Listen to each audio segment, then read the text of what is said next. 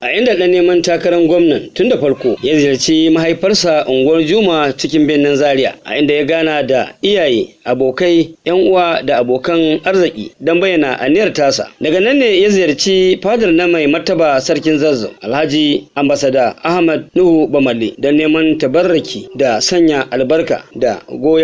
da neman goyon baya akan abin da ya sanya a gaba, a inda ya bayyana cewar yana neman wannan mukami ne na gwamna don shi ma ya bayar da nashi gudunmawa akan musamman harkan matsalar tsaro da ya ƙi cinyewa a jihar da ma ƙasa baki ɗaya, duk da ƙoƙarin da ya ce gwamnatoci ke yi a baya da yanzu. A don haka ya buƙaci al'ummomin jihar na Kaduna da su gaba da baiwa gwamnati goyon baya ta addu'a da bayyana sirrin ɓata gari da zai taimaka ma jami'an tsaro, a inda kuma ya sha alwashin cewar in Allah ya cika mashi burinsa zai yi iya ƙoƙarinsa na ƙara martaban masarautar ta Zazzau. An gaya wa mutanen jihar Kaduna wato sha'anin tsaro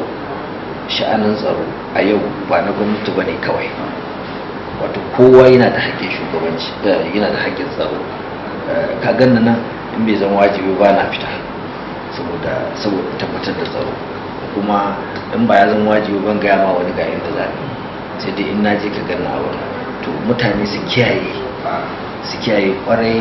da yadda suke tafiyar da rayuwarsu, inda za su je, lokacin da za su je, wa za su yi hulɗa da shi, waye ba za su yi hulɗa da shi ba, kuma da sun ga mutumin da ba su yarda da shi ba su ƙaurace mishi. In ya matsa suka fahimci wani abu wanda yake zai iya kawo barna ga uwansu, to su kai ƙara ga hukuma. Saboda haka wajibi ne